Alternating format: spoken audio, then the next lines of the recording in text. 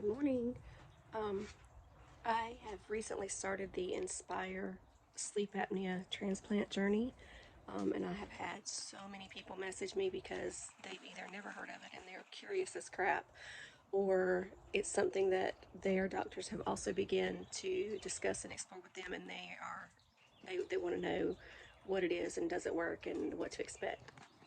So, rather than typing a dozen different messages to a dozen different people, basically trying to explain the same thing, I just thought I'd do a little video and kind of explain it here. Um, that was definitely one of the things that I found when I was getting ready to go through the process, was that I couldn't find a whole lot of real life patient stories, like in the middle of the process. It's easy to film me, 6 or 7 months down the road, when I'm through the hard part. But so anyway, I just thought I'd give you a bird's eye view of what the process looks like. So I do have sleep apnea. I've had it for years. It's pretty bad. Um, and I've battled different CPAP masks, but I just could not find one that would work for me. I move, I toss and turn. The mask comes loose. It blisters my face. It breaks out my face. I would take it off in the middle of the night in my sleep and not even know I've taken it off. Like it didn't work for me. Um, so I was kind of resigned to just like, crap, I'm just going to be, a permanently exhausted pigeon my whole life. But what happened was I started having crazy dreams.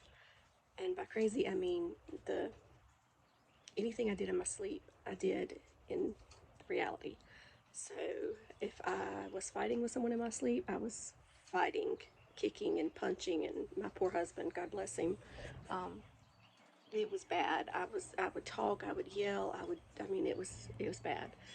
But the proverbial straw that broke the camel's back, um, was I was having some kind of weird, funky dream one night, and he reached over to calm me down. And in my sleep, I grabbed his arm and bit him. Like, I didn't break the skin, but I bit the crap out of him in my sleep. Obviously, as soon as I did it, I immediately woke up, but I was like, I can't do this. I can't keep doing this. Um, I think I'm losing my freaking mind. So I go to the doctor, blah, blah, blah. Anyway, it's determined that perhaps my problem with my REM sleep is sleep apnea, because, it's been untreated for several years. So anyway, my doctor refers me to an ENT who does the Inspire implant, just to explore to see if that's, something that might be viable for me. So that's how my process started. Um, so I did go to the ENT. There's a process there. Um, they have to do what's called a drug-induced sleep endoscopy, and basically that means they just put you to sleep slowly with medication, obviously, um, so that as you're falling into that deeper sleep, they can look to see where the obstruction in your airway is with like a little miniature camera or something. That part was easy. That was not. It was fine. Um, they did discover that I had a severely deviated septum and I needed something called a turbinate reduction. I can't explain that to you because I don't really understand it. And so we decided that while we were doing the sleep endoscopy, we would go ahead and make those corrections. And so I did have to have surgery on my nose. And I will tell you, out of this process so far, that has been the worst. I told my husband I'd rather give birth to another child without medication before I have another nose surgery. That was awful. It didn't last long. Just a couple of days, 2 or 3 days.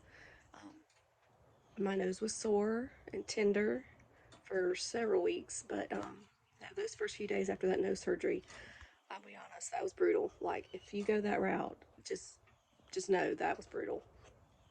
Um, so the ENT did the sleep endoscopy, and then I also had to go to a regular sleep doctor for a regular sleep study. The one where they hook up a million wires to you, and you have to spend the night in the bed there, and they monitor, blah blah blah. So I had to do that. Not a big deal. Um, and they have to do that to make sure that your level of apnea falls within what they feel like is a treatable range. for Inspire. Um, and so we did all that, and then I went back for my follow up, and it was determined that, yes, you qualify. And so we scheduled the surgery. Now, on a side note, at my sleep doctor, when I'm describing to him my dream issue and my kicking and my biting and my attacking my poor husband in my sleep, he tells me that I have something called REM sleep behavior disorder. Google it. Google it if you want to feel like your life is over. But I was like, what is that? And he said, it's something that they typically only see in older patients and people with some kind of degenerative brain disease like Parkinson's or dementia or Alzheimer's. I don't have any of those. So I was like, well, since I don't have those and you're telling me I have this disorder, does that mean I'm going to develop one of those disorders? And he's like, there's like a 25% chance. I was like, oh, okay. I mean, 25%, that's not much. And then I went home and I got to thinking about it. 25% is 1 in 4. 1 in 4 people. I don't like those odds. And I'll be honest, for several days after that, I was like, it messed me up. Because, again, it's a very strong indicator that you will develop one of those degenerative brain diseases in the next 10 to 12 years. And I'm thinking, oh my God, I only have 10 years of normal left. So I'm all sad and depressed, and I tell my husband, like, dude, you gotta start taking pictures and documenting, like, make us a notebook, like in the Notebook, so that when when I lose my mind, you can read me the story and I'll know who you are. It was awful. Like, I really was. That really messed me up. Like, why would you tell somebody something like that? Anyway, I'm over it now. It's freaking hilarious now. But, anytime anytime I say or do something stupid now, I just tell him it's early onset. Early onset of that degenerative brain disease. And I'm not making fun of people because I have known people that have gone through that. We have relatives that have gone through that, and it sucks. It's awful. But my twisted sense of humor is if I don't laugh, I won't deal. That's my coping mechanism. So I'm not.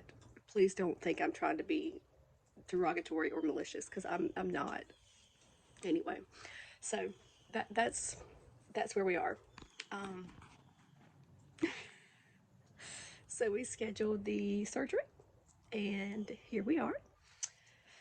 I am today's Sunday, and I had the surgery done on Monday of last week, so almost a full week out. And here's how it works. The surgery is about an hour and a half, 2 hours long, just in surgery, and then of course you've got your post-op and pre-op recovery and stuff. But they did 2 incisions. I have one here, and I have one. Let's see if I can show you here. Right, it's right here on my chest. And that's kind of what it looks like. And then and this is still a little swollen. So, also, don't watch the video of what the process looks like from a doctor's perspective because it will freak you out. But I'll explain what they did. So here is a battery pack, and this thing lasts for, they said, 10 to 11 years. So they put the battery pack in, and then they thread an electrode under your skin up through to here, where they attach it to one of the nerves that controls your tongue.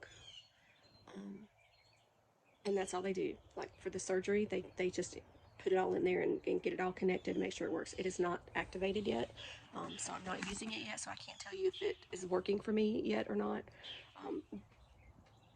They won't activate it until all of this heals because there's a lot of trauma in here and a lot of trauma in here from where they had to cut in several layers, and there's messing with stuff and threading electrodes, and there's a lot of trauma in there, and so they don't want to add any stimulation to that might cause it to not heal.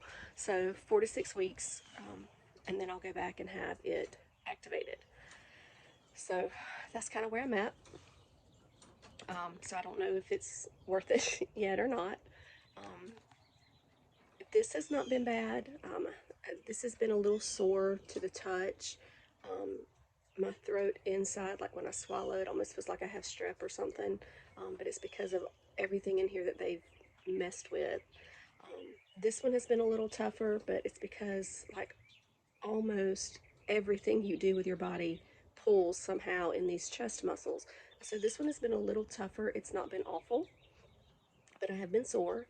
Um, I've been tired, which, you know, that's your body's way of healing itself is sleeping. I did take the full week off of work. I'm a teacher at a local school, and I just have a lot of walking and a lot of doing, and so I took the entire week off. I plan to go back to work tomorrow. You're officially, it's light duty for like 4 to 6 weeks. You know, you can't lift your hand over your head. You can't pick up anything great that weighs more than 7 to 10 pounds.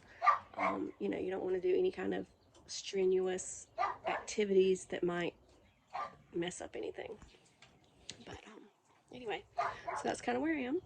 And I have my official post-op follow-up Tuesday.